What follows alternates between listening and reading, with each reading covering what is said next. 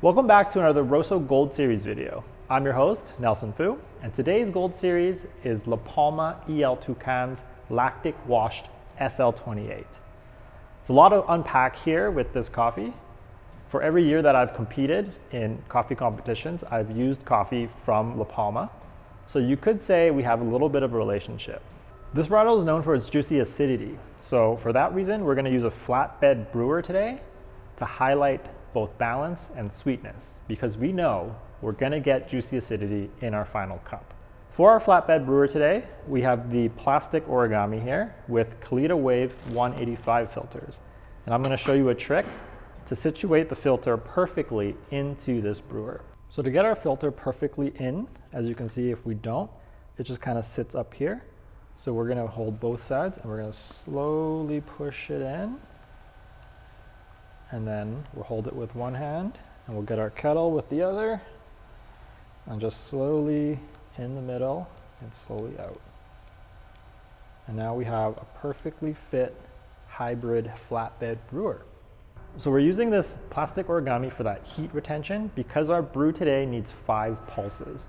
We need that heat stability because the overall temperature in our slurry will be slightly lower because of our 5 pulses. So for our brew today, we need 15 grams of coffee, ground on the medium coarse side.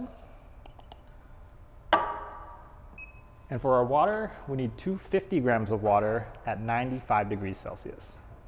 So the brew starts with a 50 gram bloom. You're going to pour in the center and go in circles out. And now at the 1 minute mark, we're going to add 100 grams to hit 150 grams.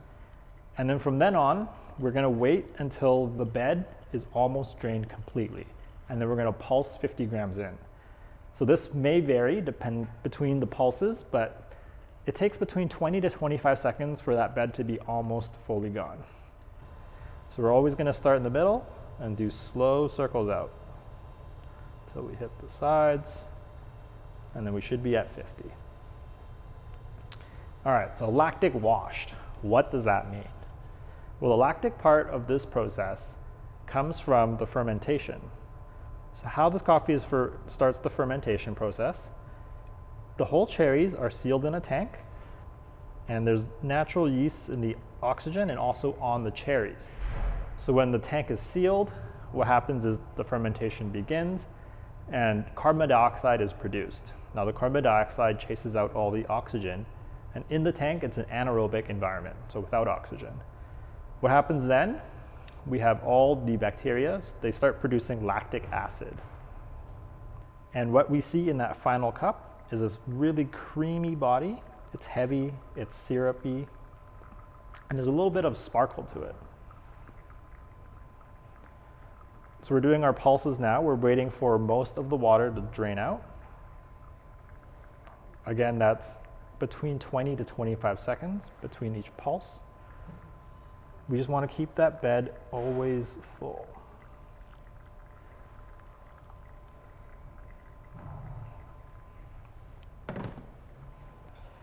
So our brew just took about a little over 3 minutes. I have 3:05.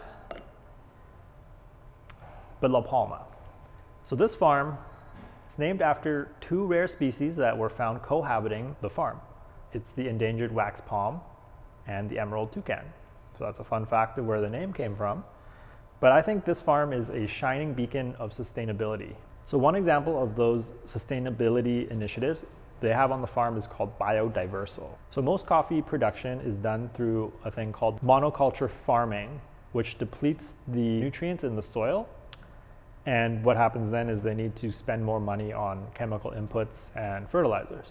So what they've done at the farm is pretty risky, in my opinion, but they've removed most of their coffee trees on a coffee farm, and they've planted other crops like turmeric and lavender, and they've planted different trees to provide shade for the coffee trees. So instead of really looking like a coffee plantation, it kind of looks like a forest. But what that does, it helps with the soil nutrients, and it's more sustainable for the future of the farm. I could go on and on talking about how cool I think La Palma is, but then This would turn into a podcast, so let's just taste our coffee.